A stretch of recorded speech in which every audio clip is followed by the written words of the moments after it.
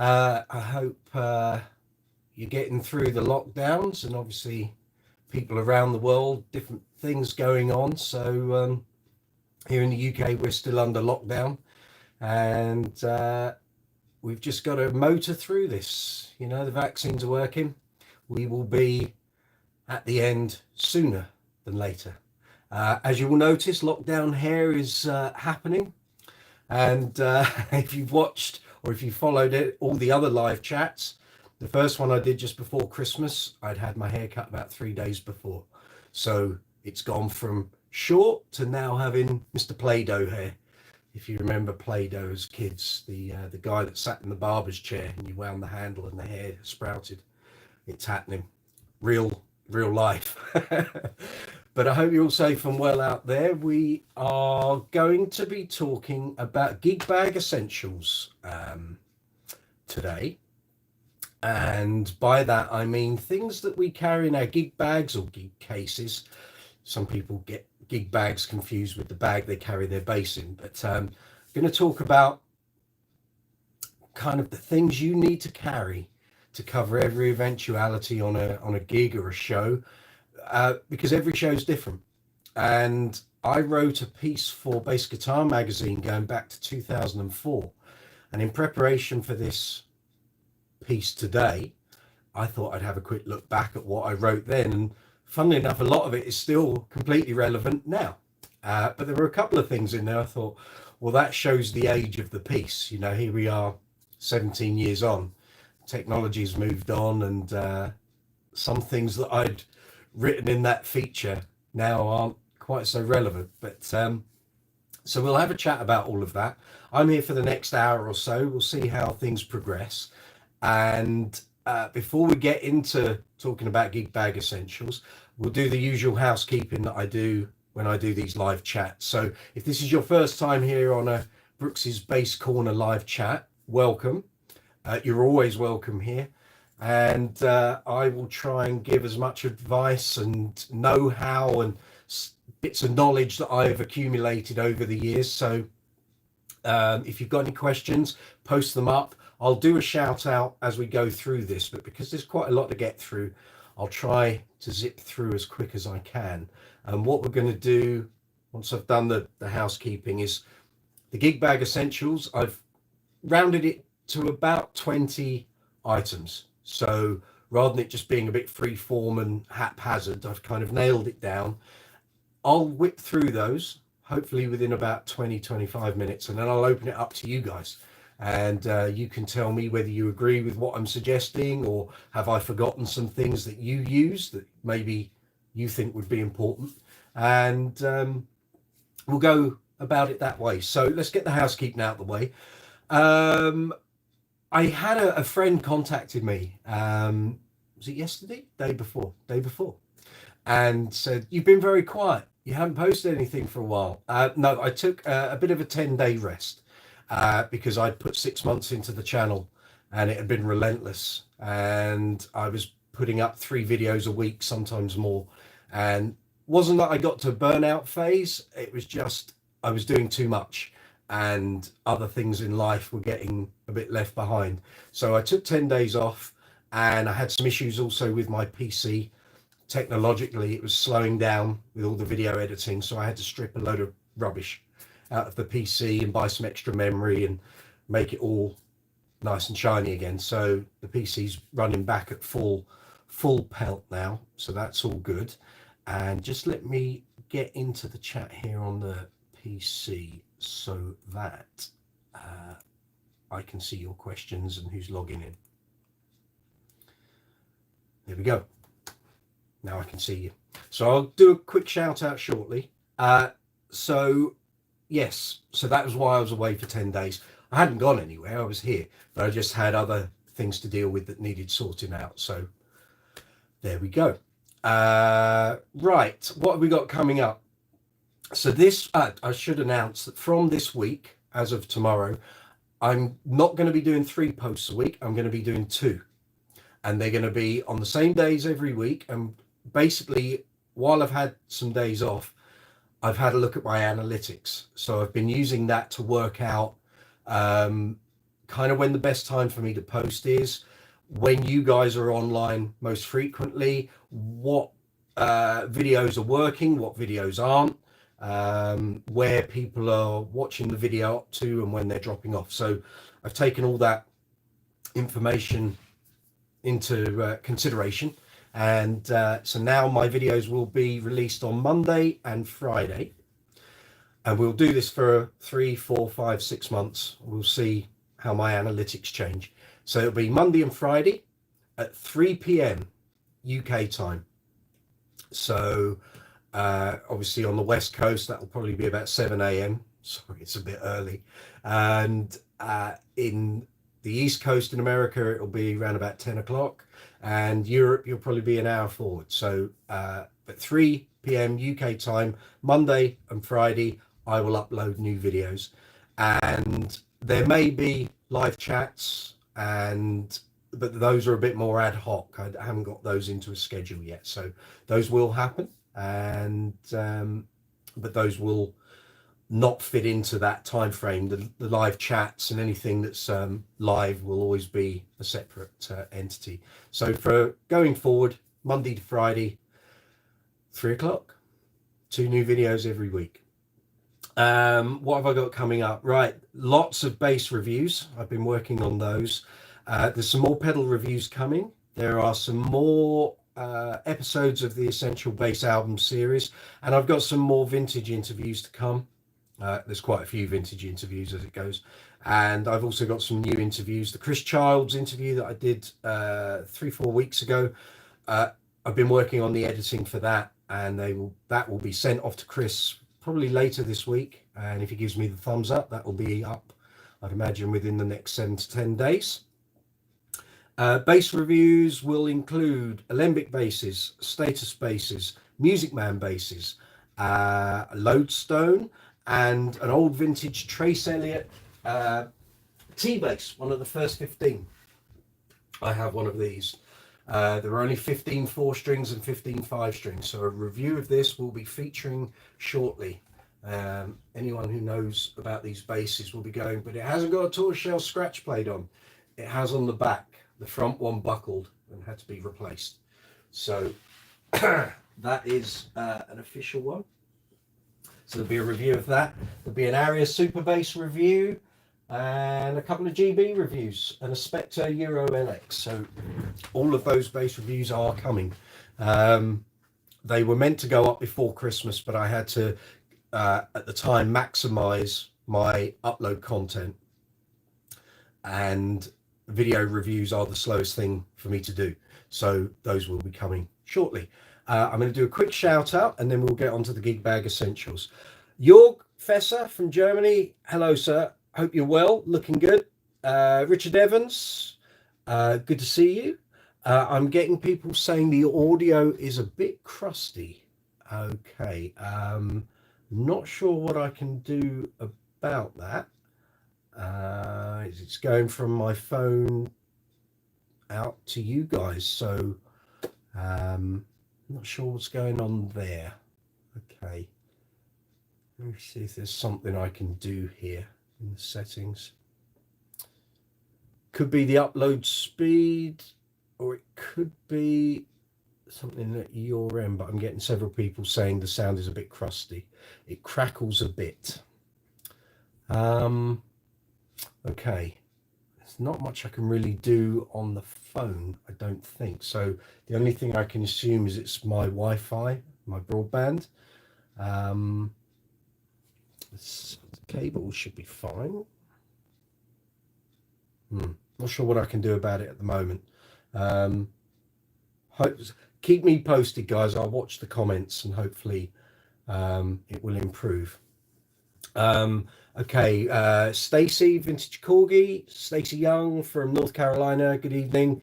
Good to see you. And yeah, okay, well, hopefully the sound will sort itself out. It could well just be a technological thing that I can't rectify from here. So, okay. Right, Gigbag Essentials. Let's crack on. So I'm going to refer to it as a gig bag. You can call it a gig case. but I call it a gig bag. And basically, I'll try and impart as much knowledge as I can from the time that I started doing this professionally back in 1995. Some things have gone in the case and never left, and some have come out, and but all of these things get used at some point or another. So I've got my case here. I'm not just reading off a list, although I have a list here, but I've actually got my case here. Let me just show you. It's there in all its glory. So first of all, the case itself. I used to use bags. I used duffel bags and carry bags and bags made of material, and I did that for a very short time, because the very first bag I used basically only managed about 2 months, and it was getting slung in and out of vans, and the zip broke, and then it got a tear, and someone's guitar stand ripped through the side of it. And I thought, you know what, this is pointless. I need to get a case. So for years I used the camera cases, photography cases you could buy from places like Argos and what have you, where you basically rip the foam out, or you had like a layer of foam top and bottom, and then there was a filler in the middle with sections cut out for various photography items. So you just removed that and stuck all your stuff in, and those were great, and survived years using. I think I had 2 of those cases. Must have done about close to 20 years for me, but the hinges would always break at the back, just through sheer use, number of gigs and going in and out of cars and vans and what have you. So eventually I went for something a little more heavy duty. So I bought one of these tone cases from Thomann in Germany, and it weighs a bit more, but everything is so secure, and you know, a truck's got to drive over this to damage it. And so this is my case of choice these days. Now, obviously, some gigs you don't need to carry all of this, and occasionally I might do a gig in London where amplification isn't required, and I literally have only got to go in with a bass and leads and cables and what have you. So rather than cart the case around, if there's room in the gig bag that the bass is in, I'll take out the bits I need and stick them in the gig bag and go into town on the tube, if that's feasible. Obviously, if the gig's in the middle of the night, then I'm probably going to drive. But if I don't need to take the case, then fine. But more often than not, it comes with me, and away we go. So let's crack on. So this is in no particular order, but I've tried to knuckle it down to about 20 items, or sort of areas of discussion. So I'll go through these, then you can put up your questions throughout the chat, and I'll come through to it at the end of me talking about the list. So, okay, so first of all, number 1, the first item I've got on here, plug boards and extension leads, because I've been in so many musical situations where people don't bring their stuff, or they just assume they're going to turn up to do the gig and there's going to be a plug socket right behind them, and or in the floor, and more often than not there isn't, or it's on the other side of the room, or you might do a function and they've put you, the client might have positioned you in an area of the room that is nowhere near any plug sockets. So if I'm traveling light, I wouldn't bring this, I just chance it. But in my car, I've always got 3 or 4 of these long extension leads, just because it will get you some power, even if it has to be run from a kitchen or a marquee or whatever. You've got something. So if I'm driving, I've got a few of these in the car. So that's a long one, but the shorter one, you've always really got to carry one of these. So this is a 6-way plug board, pat tested obviously, and it just means at least you can get plugged in. If the rest of the band haven't bought any, well, that's up to them to deal with it. But if it comes to it, you know, you and the guitarist or keyboard player, you can get the bulk of your electrics, and obviously you can buy ones of these now that have 8, 10, 12 sockets. But anyway, once in the case, it's always there. So plug boards, that's that. Next point, power cables and speaker cables. Again, I've come across people who've bought gear and amps and stuff to gigs and not bought any cables with them. Crazy, don't get it. So Now, since I wrote my original article for Bass Guitar Magazine, amplification cables have changed somewhat. So very few amps these days seem to use jack-to-jack speaker cables. More often than not, we're talking speak-ons, which are these fellows here. And I always carry at least 2, usually 3, because if I'm using a multi-cabinet setup, I'm going to need 2. If one goes wrong, and I've had that happen, and literally fixing one of these is a fiddly process. You can do it reasonably quickly, but it's a pain, and it requires Allen keys, and usually a cable has just come out of the pin that's holding it in. But rather than have to sit and repair it in the middle of a show, much easier just to take the offending item out and put another one in. So if you've got 3 of them, you're going to be covered. I also have started carrying one of these. Now this is a speak-on to jack, because I'm finding some of the small Class D amplifiers are using a speak-on into a cabinet and a jack socket into the amp, or vice versa. So at least if I've got some speak-ons, a speaker jack to jack, and a speak-on to jack, I've covered all of those bases. So, and you know, this is relatively small and lightweight. I've got a bunch of these in all my Class D amp gig bags, and I carry one in the gig case as well. So that's that. Number 3, instrument cables and patch cables. Got some more kettle leads there, power leads. So instrument cables and patch cables, I would generally carry a whole bunch, and I've kind of slimmed this lot down for the purpose of getting in and out of the case, but normally my case is up to the top flat level here with various cable lengths, long ones, short ones, jack to jacks. I have some with angled ends on, angled jacks for basses that either have a socket on the front or a socket on the side. Some basses, having an angled one on a body sort of flush on the front doesn't work so great. The actual break point of the cable starts to get pulled. So they work great if the socket's on the side of the body, but not so good on the front. And then I'll have some shorter jack to jacks, which could be for tuners or pedals or something in a rack or whatever. But again, if my regular playing cable goes down the gig, at least I've got spares. I get people asking me why I put yellow tape on my leads.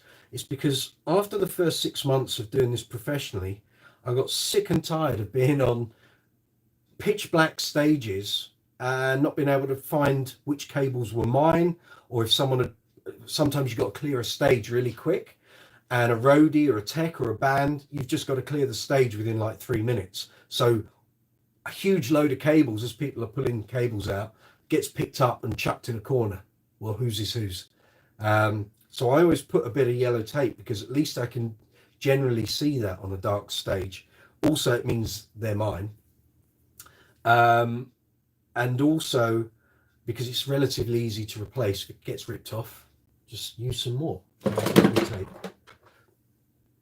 So that's the way I do it. And I always carry a couple of XLRs as well, because one XLRs can go down at any point. If my amp's DI'd, which it normally is, the sound man doesn't necessarily have time to get to my amp and change it, so I can do it. And also need these for vocals. So that is that. Patch leads. I said before in videos, I tend not to use loads of effects. I do use some occasionally.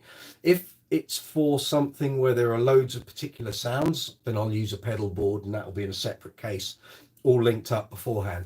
But if I'm just using odd pedals, like if I'm in a covers band, I just need like an octave sound or a filter or a bit of distortion, I've always got a load of patch leads in the bag, just to cover everything. And on top of that, also I have various adapters. If I'm not running a board and I'm doing individual pedals, I'll have batteries. Some pedals need specific adapters. This is for a pedal that I'll show you shortly. So I carry what I need to carry, and obviously it's a lot easier if it's all on a board and you've only got to plug the one power supply. But anyway, we digress. Next thing, strings. Always got to carry spare strings, whether you're carrying a gig bag or you're just going with the bass in a gig bag. So I've always got spare sets. Obviously Road Sounds for me generally. I've got a set of 4000s there and a set of 4505s there. I also carry singles, and thankfully Road Sound now do bass singles that you can order individually rather than in bulk, which is great. So you haven't got to keep breaking up sets. Obviously, when Road Sound went to foil packs, we no longer have this situation where strings are in individual wallets. And if you don't know the story behind why they stopped doing that, check it out online. I won't go into it now because it will take about 10 minutes to explain. Basically, the company in America, I think it was, that were providing the paper for individual string wallets, all the companies that were using that company for the paper weren't told that they stopped putting wax in, which stops humidity and moisture getting in the packs. And strings, not only from Road Sound but other manufacturers, were basically rusting in the packs. There's a lot more involved in that story, but you can find it out online. So always carry spares. I always carry a bunch of individuals if I need them, because you can't always guarantee you're going to have time to break open a foil set and restring the whole bass. So if I need individuals, I've got a load and they'll get me by. Okay, I then get on to hardware. So we're talking tools here. We're talking pliers, we're talking screwdrivers, and we're talking Allen keys. So if you're changing strings, you're going to need a pair of snips. I tend to leave snips here, but I do take pliers. So obviously this is a pair of snips, but a big chunky hefty pair. So they will do that job, but also my pliers have got string cutters as well. You might wonder why I've got two pairs of pliers. Thin nose ones will get you through a whole bunch of situations that these heftier pair won't. So over time I've learned, carry both of those, and if there's room for that, take that as well. Screwdrivers, I have a box which is in the garage on my workbench of these, the small ones, and sometimes those are exactly what's required. But generally, a whole bunch of different Phillips and straight edge ones will cover a multitude of sins. You could buy a small box with like the one handle, and then you just change the bits. You can do that if you want. I've always found these have been very reliable, so that does all of those. Number 6 out of 20, plugs, amp fuses, plug fuses and valves. So we are talking this. So I always carry spare plugs. I've had situations on gigs where plugs have been damaged, and you don't want to be playing with mains electricity generally. So if I need them, I've got them. Then I also carry spare plug fuses. See if you can see all this. There's plug fuses. I've got fuses for amplifiers, if in that case they go. If you can't find the fuse for your amplifier, get in touch with your local distributor. They will carry all the spares. Some amp manufacturers, their fuses and bulbs and hardware, I won't mention any names, can be really difficult to come by. You will get the parts through the distributor, but if you go to, we used to have a shop here in the UK called Maplin's, which is a chain where you could go and buy components and things like fuses. I could never get a fuse for a certain brand of amplifier, and I could never replace the bulbs when the bulb blew in the amp. So if you get in touch with a distributor, and sometimes you can just do this straight through the company on their website, but get your spares, because it will be the time you need them, you won't have them. And having been through that situation once or twice, always carry your spares. If you've got a hybrid amp that uses a 12AX7 valve, carry one. They're only 3, 4, 5 quid. And again, it'll be the time you think, oh, I don't need it, and you do. And it could mean you getting through a gig or not getting through a gig.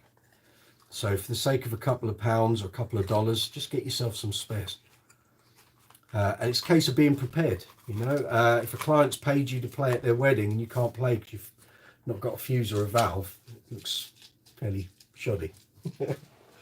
So that's those. Number 7, effects and tuners. So as I said, I generally don't use loads of effects, but there does come the odd occasion where I do. So let me show you what I generally carry in my box. So I've always got it. Oh, and going back to number 7, tools. It took me years to really consider buying a collection of Allen keys. Very dull, makes a great Christmas present, I can tell you, because this never stops getting used. I do have a bag of assorted Allen keys, which are the most common sizes, in a bag that I also carry for gigs, which I carry paper and pens and bits and bobs in. Allen keys are so important to a bass player. So if you don't have a decent box, this did not cost very much. It was about £7, and it's just a lifesaver. It stays at home, so if something needs repairing properly, I can do it when I'm at home. But carry some Allen keys that you will need in your gig case, because at some point you're going to need it, whether it's adjusting a truss rod, adjusting bridge saddles, the neck. It can be your controls might come off your bass or guitar, or it might be an Allen key that you need. So carry some. So we were at effects and tuners. So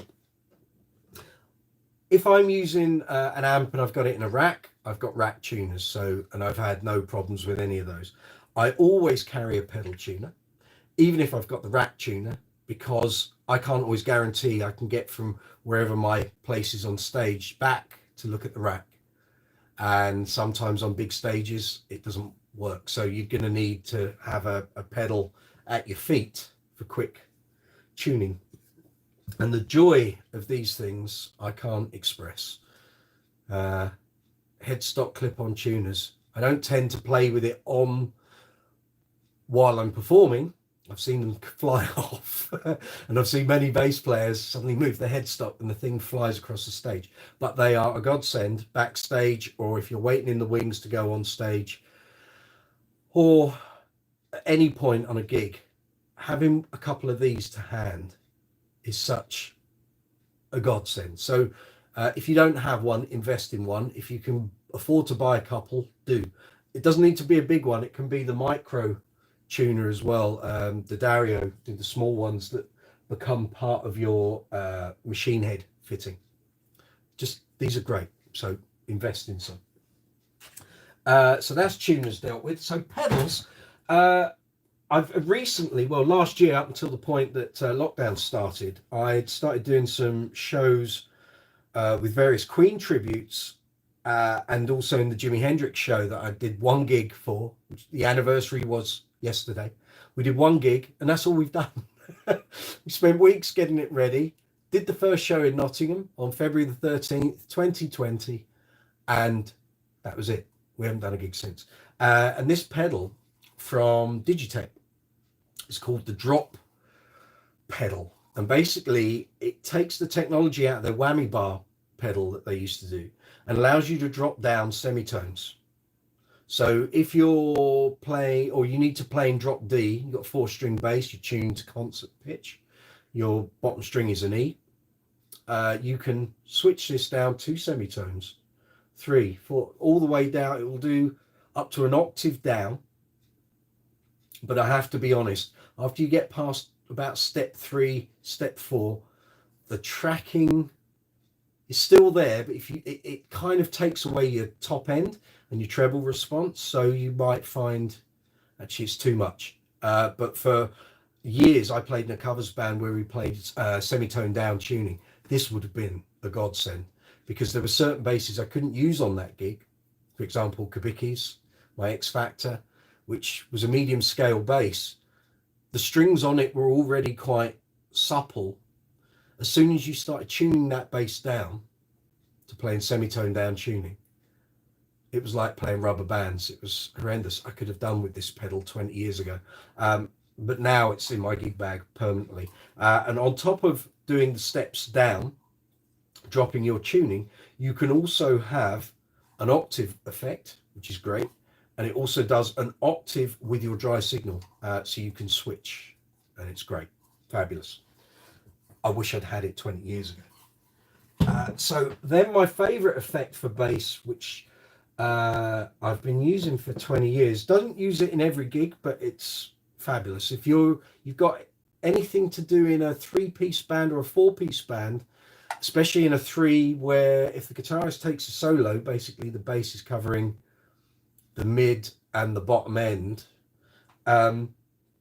If your bass part goes anywhere up above 7th fret and you're going across the strings, you might find an octave pedal just solves the problem, reinforces the bottom end, but allows you to do the part you need to play. So for years I used one of these, an EBS Octabass grey label.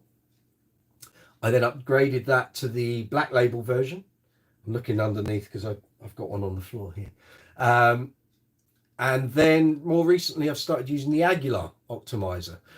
They sound totally different. And as I'm finding, as I'm doing more and more pedal reviews, you can have 5 different octave pedals. They all respond differently and do their sound slightly differently.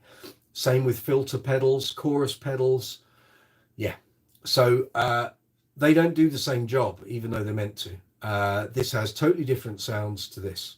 But either way, I love them both. And having an octave pedal just gives you a little more bandwidth to fill up the frequencies, especially if you're in a like limited number of people in your band, like 3 or 4 piece.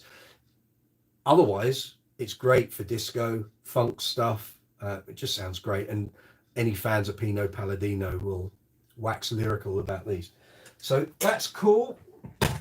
And then something I was carrying for ages, and I go through fits and starts of carrying them, and during lockdown I've seen huge explosion in these, which are preamp DI pedals. So for years I was using an EBS Microbass 2, which I still use, and it's got tons of features, and I can't recommend these highly enough. There is a version 3.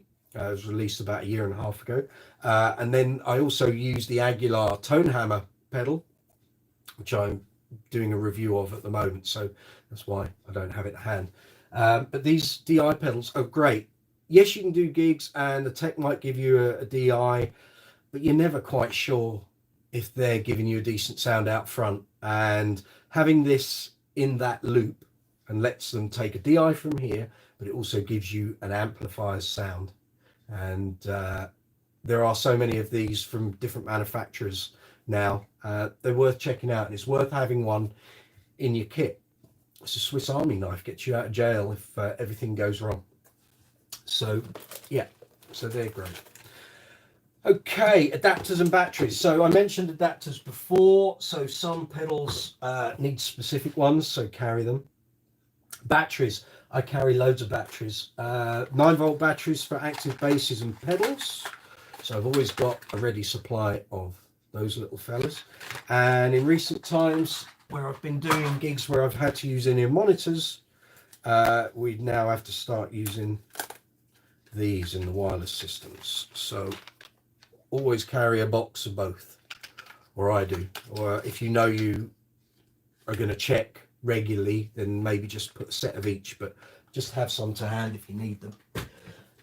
Okay, items 9 and 10. We're talking stands here. So stands for your bass, and there's no excuse not to carry something. There's loads of small bass stands now. Microphone stand, and carrying your own mic.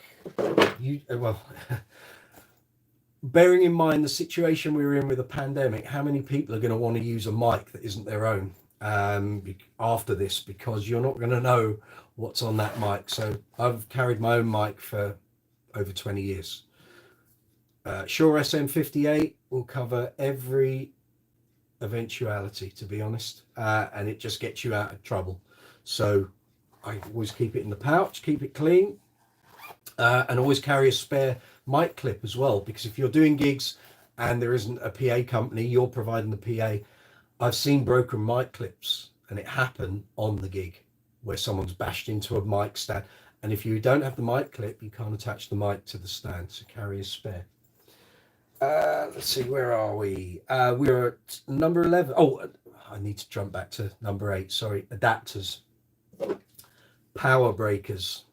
A lot more venues, certainly in London and the UK, now have these attached on the wall or as part of their socket on the wall, but they're not always. And oh God, must have been over 10 years ago, a couple of guys were killed on a pub gig. Their mic stand went live. If they'd had a power breaker, they'd still be alive. So there's no reason not to carry one. And also, if you do a lot of gigs in and out of the country, if you go abroad a lot, you can get those multi-pin adapters that are, well, basically will cover you for any plug socket in the world. Just carry one. Okay, number 11, straps and strap locks. I normally carry my straps in my gig bag with my bass. I've started carrying spare straps. I turned up to a gig, must have been about 2 years ago, and I'd been doing some stuff during the day with another bass. I came home to swap basses over, but I didn't swap the bass into the bag. I just took the bass I needed for the gig in the bag it was in. There wasn't a strap in the bag, and my fault, I didn't have a strap for the gig. Thankfully, the guitarist had a spare. After 26 years or 24 years as it was then, I got my backside kicked myself for not carrying a spare strap. So I do now, I always carry a spare. And then we're talking strap locks. I mean, there are so many options out there. I'm a fan of Shallers. There's a video on my channel about how to fit Shaller strap locks and what to do if you're on a gig and the various screws and washers come off. And that happened to me. And I show you on there how to get around it if that happens. The other option is to carry rubber washers. And these are great, you know, they don't weigh anything. Stick them in your gig bag, they're always there. So that's the strap locks. Number 12, carry a torch. This is going back to when I wrote my original piece for Bass Guitar Magazine. Obviously nowadays we do it on the phone with the flashlight app and torch app and what have you. But have something so that if you drop stuff on a dark stage, you can find it. So everyone's got a mobile phone, so you're going to use that. Number 13, writing equipment and paper. So carry pens, carry Sharpies, carry, you know, all of this stuff. Carry a biro, writing set lists. I know loads of people put their set lists on iPads and what have you, but it just looks so unprofessional having an iPad slap bang right in front of you. If it's discreet to one side, then that's cool. But paper, pens, I've always got a ton of it. I carry an extra bag with me on gigs that's got all of that sort of stuff. So I've always got a ton of paper and glasses cases and Allen keys. What else we got in here? Earplugs. Yeah, it's all in there. Hasn't been used in a year. So yeah, carry some paper and writing equipment. Earplugs, in-ear monitors, and spare picks if you need them. Even if you don't use a pick and you're a finger player, if you suddenly end up with a finger injury or pick a nail, I've done it and I've seen loads of musicians do it. Pick a nail and suddenly they're in pain. There's blood pouring out their finger. If you've got a pick, it's going to get you through the gig. You know, or if you've got a blood blister on your finger and you're in pain, a pick will get you out of that.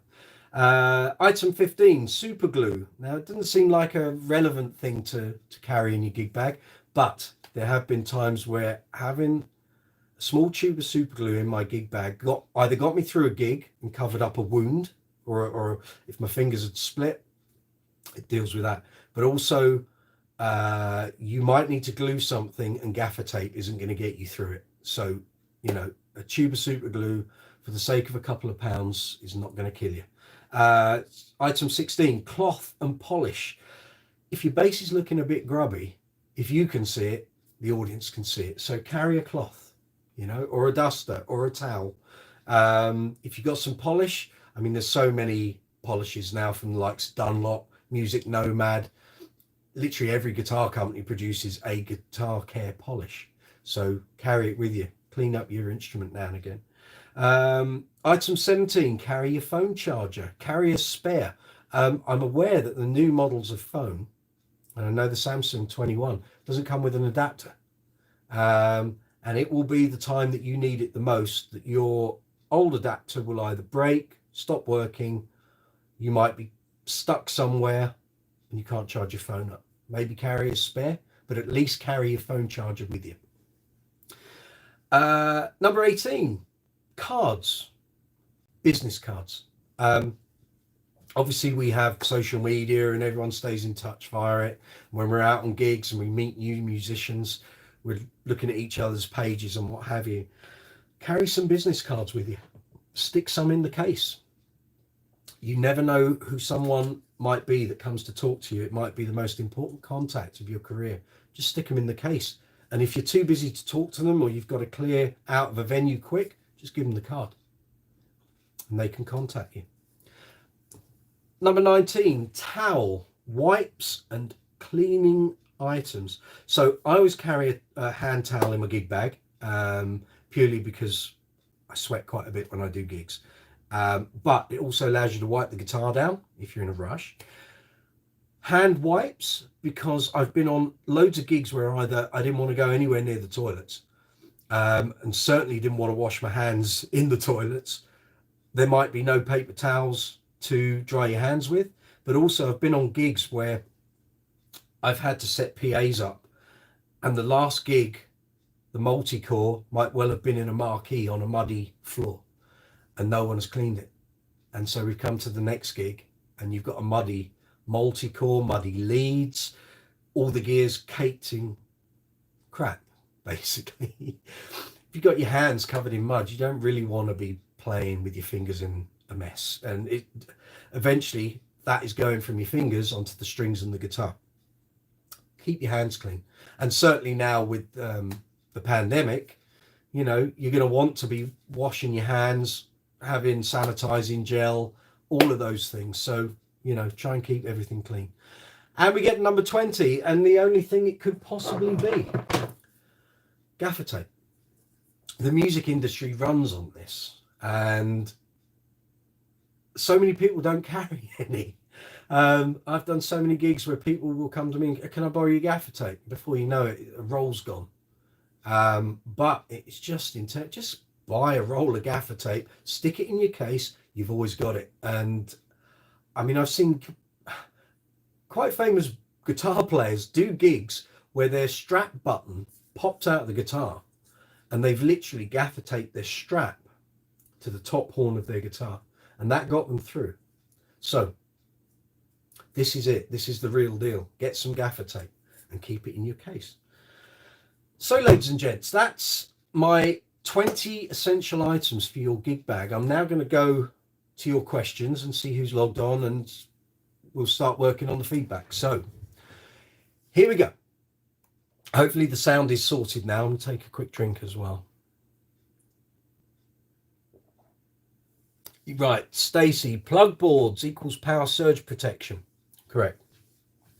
Yeah, you know, you're plugging into electrical sources in buildings and you have no knowledge when those things were last checked, rewired. I've seen plug fittings hanging off walls and been told by venue managers that's where you've got to plug into. Crazy, you know. You just play safe, you know, you want to be in it for the long haul. Smart regarding the yellow tape for identifying. Do you know, I picked up on that really early. I saw a PA guy, sound man, did it with all of his cables, and I thought, well, that's just ridiculously easy. And like I say, I can remember the first 6 months of being professional, I was doing loads and loads of university gigs, and you'd literally finish your set and the lights on your stage would stop, and they'd have a DJ at the other end of the room or somewhere else in the room you were playing in, but you couldn't see a thing. So having the yellow tape meant, one, I could see which ones were my leads, but also if there was stage crew or someone breaking your equipment down while you went and got changed before you came and packed it all away, if I came out to a huge pile of leads, I knew which ones were mine.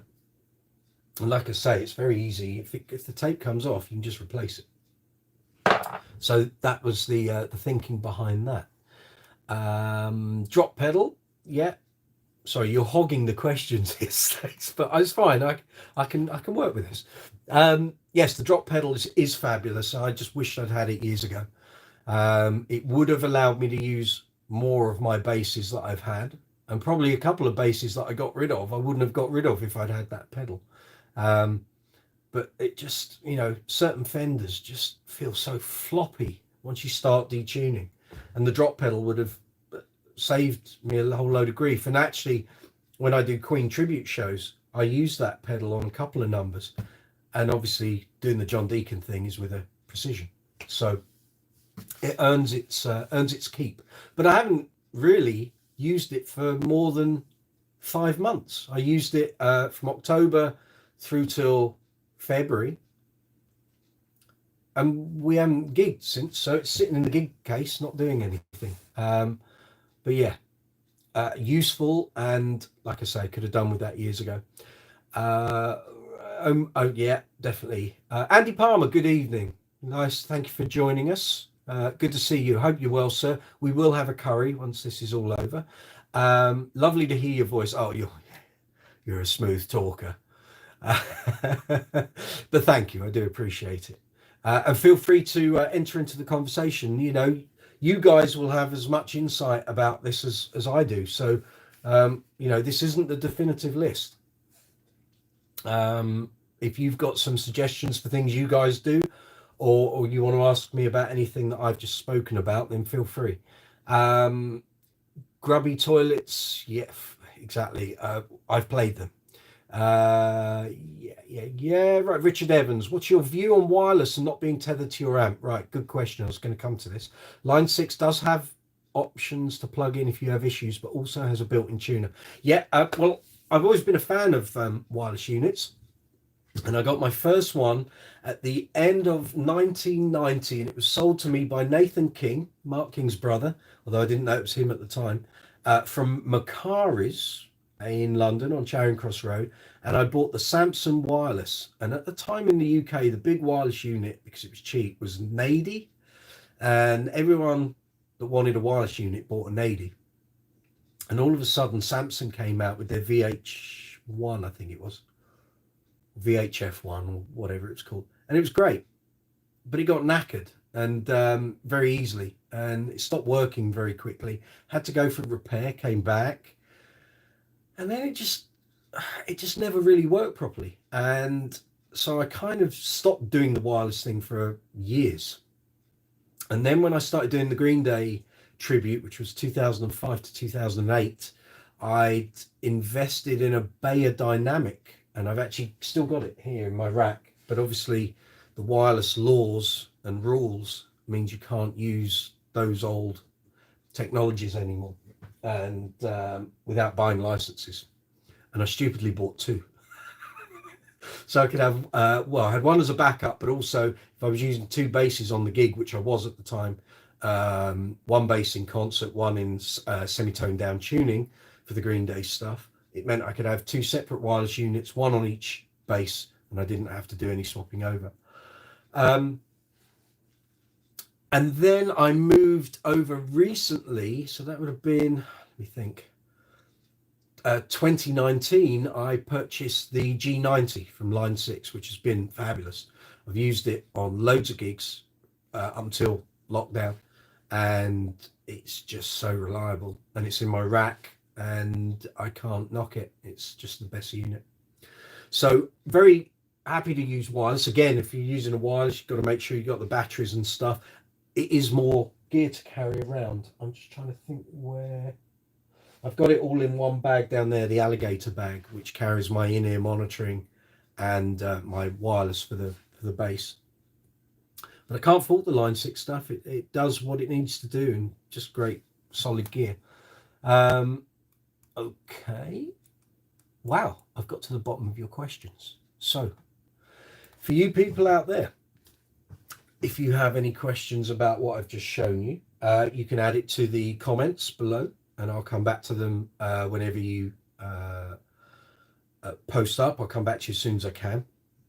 Before I go any further, I should say, and I realised on my last chat I didn't do any of this. I didn't ask people to subscribe by hitting the subscribe button. I didn't ask anyone to hit the notification bell so you get notifications when I post up new videos. And I didn't ask anyone to like the video. And I didn't realise until I'd finished the live chat that I hadn't done any of that. So please, if you're watching this and you're enjoying what you're watching and you're enjoying the other videos on the channel, please hit the subscribe button. Please hit the like button on any videos that you watch. And please hit the notification bell. I really do appreciate it. It helps me with my success on the platform. And, you know, it's just nice to see that people are appreciating the content that's being uploaded.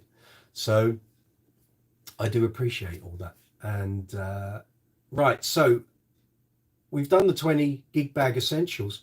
I've had another question. Richard Evans, do you still need to practice? And if you do, how do you keep it fresh? I do need to practice, and I have to say, while I've been doing the YouTube channel, Richard, my practice is basically ground to a halt. And again, this was a reason for taking 10 days off, because I realized at one point I hadn't picked up a bass for weeks, which is not really the idea when you're doing a bass guitar related channel. But I actually hadn't picked up a bass for weeks, and I just thought, no, there's something wrong here. I'm devoting too much time to the channel and not actually doing what I do. But because we're in lockdown, that's fine. And another reason why I'm going back to doing 2 videos a week instead of 3, because it will actually allow me to get my bass playing back up to speed for when we're ready to come out of lockdown and start gigging again. Because I have noticed my technique and playing is not what it was 12 months ago. And having been playing professionally for 26 years and you don't do it every week, the calluses have started to go. And even though I did the Uncle Funk recorded performance in October and we had the rehearsals, it's not the same. That again, that was 1, 2, 3, nearly 4 months ago. So I am, over the next couple of weeks, couple of months, going to have to start getting myself back up to performance level again. How do I keep it fresh? Hi Stuart Clayton, welcome, nice to see you. First chat you've come to. Hope you're well. How do I keep it fresh? Do you know what I've found? I'm going back more and more. Go back to stuff that I used to practice years ago. I've started spending a lot of time, funnily enough, with Mr. Stuart Clayton's books. And I have a book here, which is the Standing in the Shadows of Motown book, which I've always stood by. You know, you get stuck or you hit a brick wall or a bit of a plateau, Jameson will get you over that hump. And playing those classic Motown bass lines, just fabulous. So keeping it fresh, go back.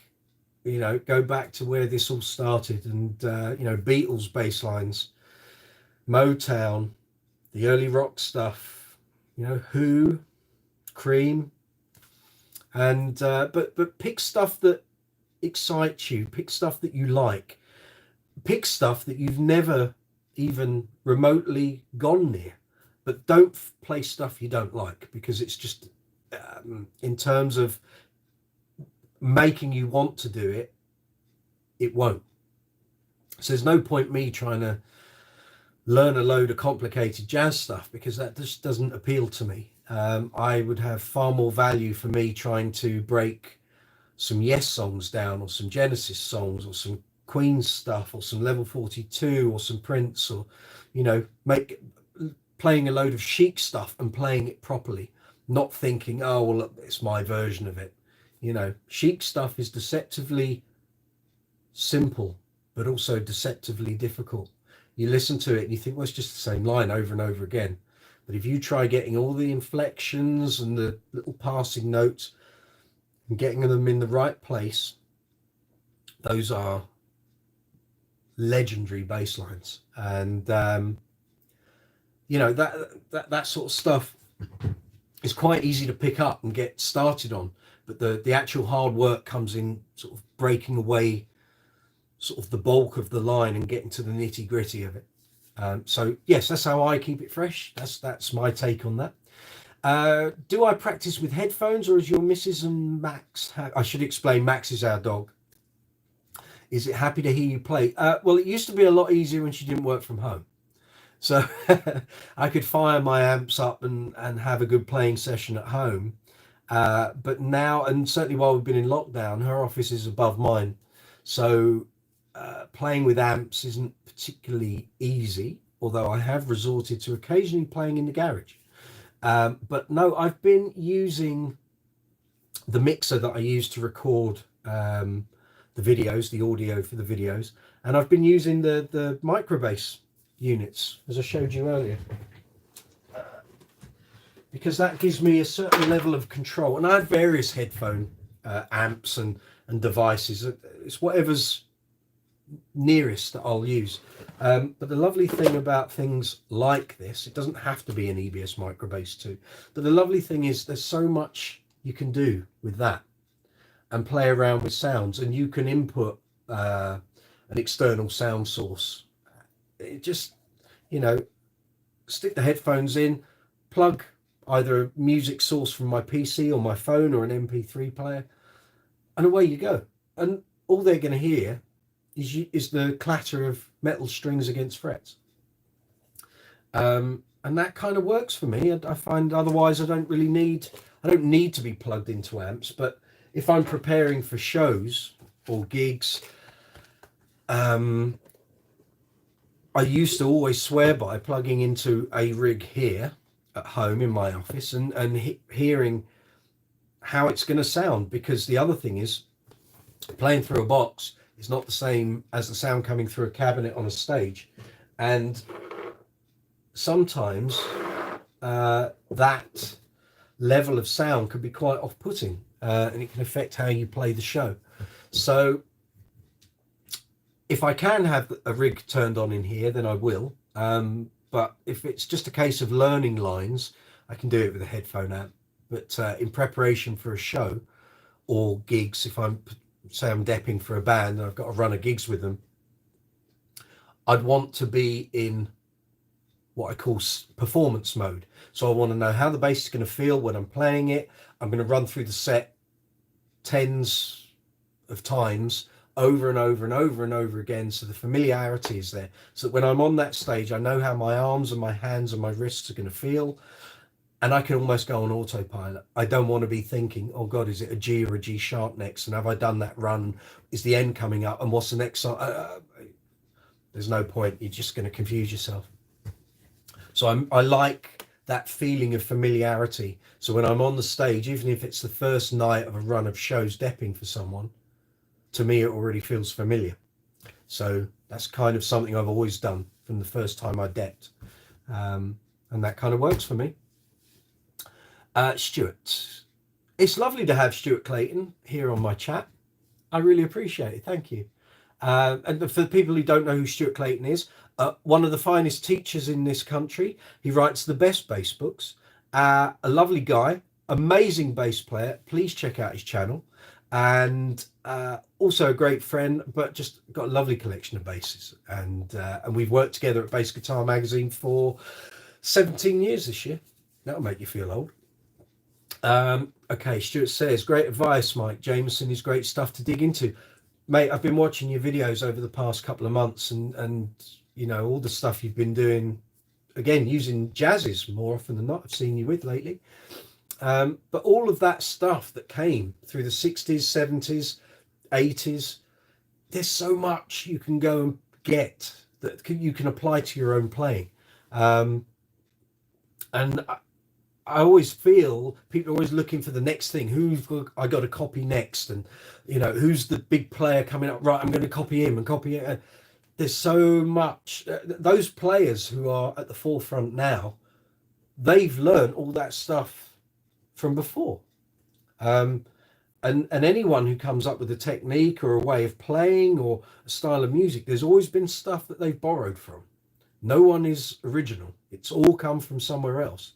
A lot of the rock and blues bands of the 60s and 70s were blues bands, so paid their dues with people like Muddy Waters and Robert Johnson, and all those classic. And we are talking classics, but going back like 100 odd years ago, But everyone has to start somewhere, but nothing is really original. It's all come from somewhere else.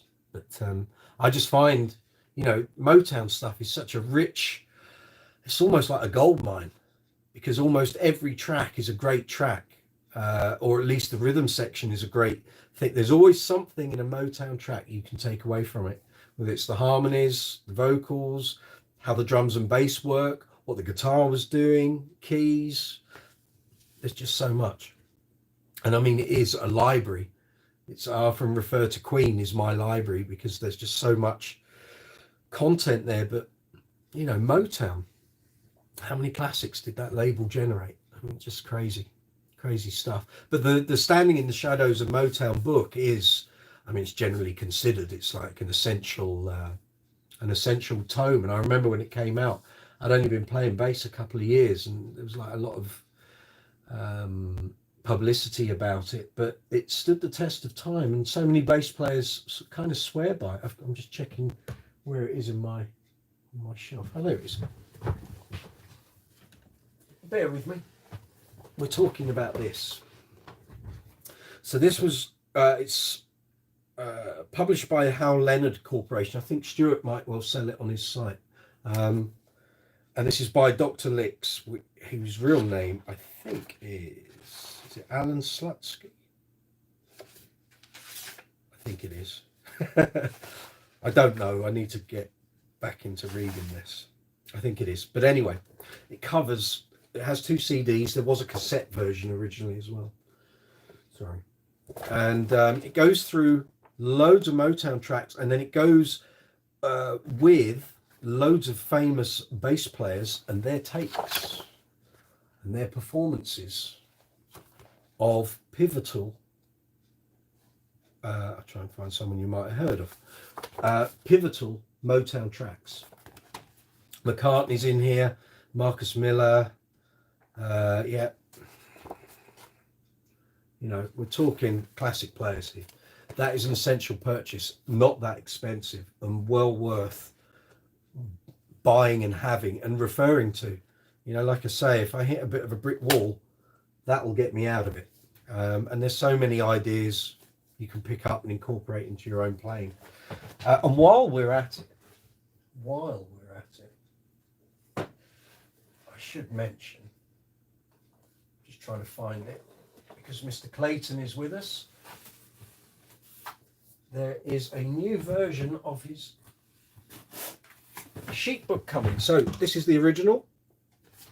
This is a book Stuart did a number of years ago, which basically focuses on Chic and other tracks by other artists. So it has things like from Diana Ross and I think Sheila B. Devotion's on there, and Sister Sledge. Stuart has a new version of this book coming out. I will be promoting it on my social media platforms shortly when it's ready to fly. But if you enjoy your bass playing, definitely either track down this or buy a copy of the new version when it comes out. Stuart, can you tell me, while you're on here, if you're still here, can you tell me when that's coming out? And we can tell everyone. Okay, let's see what else we've got here. Richard Evans, last one, Gov. No, you keep dropping the question as much as you like. That's fine. How do you deal with someone at the end of a set that gets into your space and worse, wants to try playing yours or bandmates' gear? Well, playing gear is a no-no. That's not happening at my end. Anyone that tries to get on stage, I generally take the Keith Richards view, which is if you're coming up onto my stage, you're going straight back off it again. I haven't hit anyone with a bass yet. It's come close on a few occasions. So yeah, I don't do that. Things like weddings and gigs, people say, oh, I'm great, let me play. Nah, you're not being paid to do it. I am. And if the manager is at the end of the room and he can't see the stage and you get up and play and you're dreadful, he'll think it's us. We get sacked and we don't get paid. So no, that doesn't happen. How do I do? So yeah, so that's it. Someone gets into my space. If it's someone and we're playing, or I'm playing, and they want to make a request, or they just want to ask something, or like, can I book the band? That's fine. I have no problem with that. It's when people are drunk and leery and aggressive, I don't really tolerate that. I kind of stand at the front at that point, and you're not coming up into our space. We used to get it a lot with a lot of the London pub, club, bar gigs, and ever since X Factor and Pop Idol, everyone thinks they're a great singer. And half the time they're not. So usually I'd be the judge of that. If they're sober and we've got time, like if someone would come to me in the first set and we've got another set to do and we've got a break coming, I can have a chat with them and say, well, what do you know? You know, what would you like to sing? That's cool. But if it's like, no, I want to get up and sing in front of my mates, no, it's not happening. Not on my watch. Stuart Clayton, end of Feb for the book. So, like I say, people, this is the previous version. He looks very young on the back, as you'll see. But he's got a new version, updated and remastered, revised, end of February. So head on over to Baseline Publishing and check out the copy of the new book. Any new gear floating my boat recently? Well, the thing is, in lockdown, the problem we've had is that a lot of the companies just aren't producing that much gear. There has been some, as you and I know, because we've had stuff to review, but generally everything's kind of gone a little bit quiet. And I think the amplification companies have gone quite quiet because no one's out gigging. So, you know, Ashdown producing loads of stuff, as they always do, which is great to see. But obviously there isn't, we aren't out there doing anything. So I think the amplification companies have taken a bit of a hit. Trying to think what's coming out. Spectre have got some new basses coming, and I've seen sort of orders for those sort of floating around online. I'm trying to think what I know is coming through. I mean, companies like Sandberg have always got new stuff coming. Lakeland, Ibanez's catalogue seems to change every 4 months, but there's loads of stuff there, and I'm waiting to go out and do some review days, which we can't obviously do under lockdown, because once I can go and do some review days, I can see all the new gear that's coming out. So let's hope. Hey, but other than that, new gear that I've seen or used, I mean, I still swear by my Betsy, the Bass Centre Bass Collection Betsy, which I bought at the last London Bass Show. Guy Pratt's signature model of his famous 1964 jazz bass. And I'm sure you're still enjoying your Mayonnaise Viking, sir, which obviously you bought at the Bass Show, just as I bought that. But other than that, I've not really bought anything. I did buy a Lakeland last year, 5502 Skyline, second hand. But I haven't bought anything because it's not going anywhere, not doing anything. In terms of stuff on the channel, once we get out of lockdown, I can start getting stuff in from stores that I can go and collect and pick up. But actually on the channel over the next couple of weeks, I'm going to be concentrating stuff from my own collection. So, so those aren't new items. That's stuff I've already got. I was very impressed with the Flatley pedals. I had seen those before when Paul was at the Bass Show in 2018. And there were some new models. And I have to say, I was very impressed with this, which is a newer model. And there is a review of this on my channel, which is the Filtron, Bass Filtron pedal, which is this. And there's some great sounds on this. So if you can track one down, or you're quite happy to take the plunge, check them out. Flatley guitar pedals. This is the Bass Filtron. I was really impressed with this. Does a lot of things that other filter pedals don't. So it'll sit in the collection with the other pedals, and as and when I need it, it's there. So that's very good. Let me think what else. I know what is really good, and I did a review of it for Bass Guitar Magazine and Bass Player last year. And that is, it's not that one, it's this. From Aguilar, which is the DB925. There'll be a review of this shortly. Really small pedal, small footprint on your pedal board. And it's a broadband EQ pedal. So you've only got two controls, bass and treble. But the difference it will make to your tone is quite immense. And I know some people look at it and go, I'm not paying 200. It looks great from back, doesn't it? I'm not paying £200 for that. But I can honestly say it makes such a difference to your tone. And the fact it takes up so little space is a godsend. And I know some people looked at it and go, well, I'll just buy a tone hammer pedal. It's a different sound. It really is. But this is like giving your bass a turbocharge. So once we get out of lockdown, you can get in the shops and try stuff. Check one out. They're really good. And there will be a review up very shortly. I've just had to wait until the 6-month copyright period passes from when I write a review for a magazine to then the copyright reverting to me.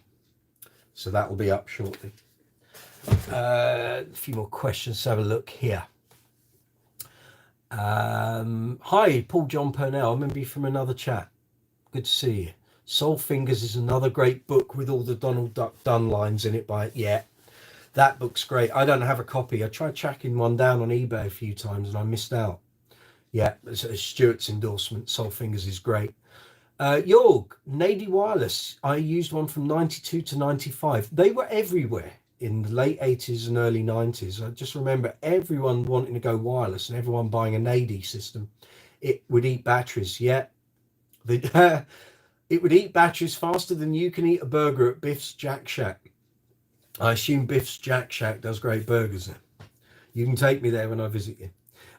Stuart, would love to check out those Ibanez headless basses. Likewise, I was hoping we would get some in for a review at the magazine, and for whatever reason we haven't. I did get to play one in a store last summer, and it was great, but I just didn't get enough time with it. You know what it's like. You want to get stuff at home or on a gig so you can actually get to hear it properly. Richard Evans, did not know they did them until you mentioned it, Stuart. What are we talking about? Sorry, you lost me there, boys.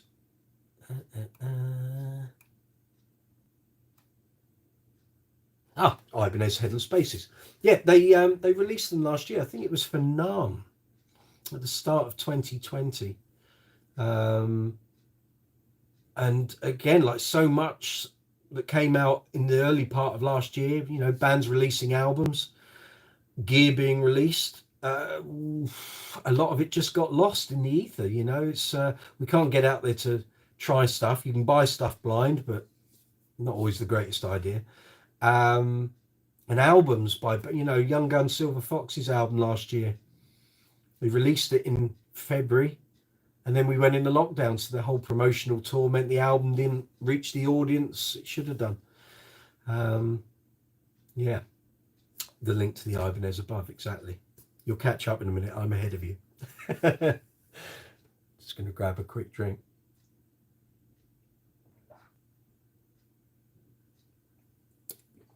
Okay, how are we doing? Hour and a quarter. I'd do another 10-15 minutes, guys, if you would find that helpful.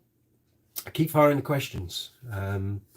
Anything I can help with. We can open it up to other stuff outside of Gigbag Essentials if you wish. I'm quite happy to do that. If you want to ask me anything about the YouTube channel, anything about the videos that are on there, anything about what's coming up. I've got some great interviews coming up, especially from the archive. So I've had permission to use them from the people I interviewed, so that's good. So we've got some good ones coming there. Have you ever turned to the dark side and played six-string, as in guitar or six-string bass? I've played six-string basses, but not in public. I've done them for reviews. Six-string guitar, I have a lovely Fender Fat Strat upstairs, and my whole idea when Cover Story first started and we went to Bahrain for 10 weeks was I was going to teach myself how to play guitar. And in the end, I didn't take the guitar with me, and Mr. Overland said I could use one of his guitars. And in the end, like many of these things, you go abroad on trips for gigs, and all of your intentions before you go out there disappear. Once you get there, everything changes. So I never did it. And when we came back over the following couple of years, I just never had a chance to pick the thing up. It's never done a gig. I've had a few strums on it, and that's been about it. It sits in the gig bag. At one time, I will be getting round to it, he says, but there's always so much to do, you know. Stuart, how did you find getting into lighting and cameras? I absolutely hate it. Because this is the thing, being a one-man band on YouTube, lighting cameras is experimentation unless you've done it before. So you kind of have to watch a bunch of videos and watch other people do it and listen to other people who know what they're talking about. And it's trial and error, isn't it? I mean, if you look at my first bunch of videos on here, it's experimentation city, because in my head, I can conceptualize how I want it to look and what the transitions are and what section goes where. But I think, as I said in some other videos, or I might have even said it on an interview, I'm losing track. We're losing track of time most of the time. On an interview I did a couple of weeks ago, was that there is no point on YouTube when you first start, or certainly within your first 100 videos, of block producing content, because invariably what you'll find is after one or two videos, and you've seen how they've been received, and then how they look and what people respond to, your original idea for that block of content has completely changed. So what I found was that producing a 15-minute demo video and a review was pointless, because people weren't watching more than 2.5 to 3 minutes, because generally people's attention span on YouTube is quite short, unless they're looking for something specifically, or they have an interest in something and they will watch to the end. As a new YouTuber, and anyone less than 100 videos, I'd say, is a new YouTuber. If you produce say you produce 50 videos in a format that you had designed, if after 5 videos that's not working, well, you've still got another 45 in that content, and you've wasted all that time producing that content. So what I found was doing short numbers of videos, so like 2 or 3 in a particular way, then uploading and seeing how they looked. Because also, when we're editing stuff, isn't entirely how it's going to look when we upload it, because also, like, audio will have been compressed twice, once when you render and once it goes up onto YouTube. So I had actually a bass cabinet manufacturer asked me recently, would I do some reviews of their cabinets? And I said, yes, I will, but I've got to work out a way that I can make it interesting for people to watch and that they get some usefulness out of it. But also, how can I convey how your cabinets sound when I've got to mic that cabinet at least in one way, if not multiple ways. But also, what I'm then uploading as an audio representation of your cabinet gets compressed twice. So what the people out there are watching and listening to isn't the way it sounded when I captured it here in my office. So I'm very wary of that.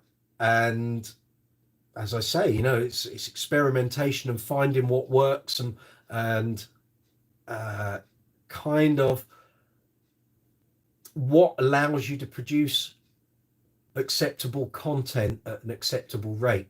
Because if you're producing one video every 3 to 4 weeks, you're not going to build any traction. And for me, the most important thing was getting content up there. And actually, I watched someone's video last night where they were talking about this. If you're going to do YouTube properly, you're going to go one of 2 ways. You're either going to go the time way, or you're going to go the money way.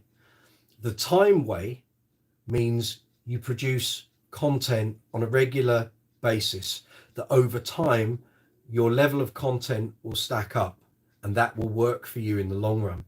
The other option is to produce less content, but spend hours and hours of time producing 10 videos compared to someone producing 100 videos. And in order to make those 10 videos fabulous, you're going to spend a lot of money on equipment and editing, and where someone might spend 10 hours editing a video, if they're producing 100 videos, you're going to spend 100 hours to produce each of your 10 videos. So there's that. So at the moment I'm taking the time route, so I'm producing what I consider acceptable, useful content, but it doesn't look like Ben-Hur or something from a Hollywood production office. So, and I'm fine with that, because I'm still learning how to do this and how the wheels of YouTube and the cogs all work. And that's fine. You know, that's just my approach. No, doesn't mean it will work for someone else. It's what's working for me, I think.